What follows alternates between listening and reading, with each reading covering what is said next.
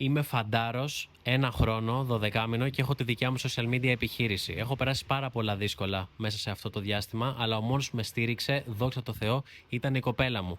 Όσοι έχετε πάει στρατό, ξέρετε πως είναι να βαράς κοπιές, να έχεις αϊπνίες, να είσαι κουρασμένος και να μην τρως σωστά. Όταν όμως έχεις έναν άνθρωπο να σε στηρίζει πάνω σε αυτό το οποίο χτίζεις, είναι πάρα πολύ σημαντικό.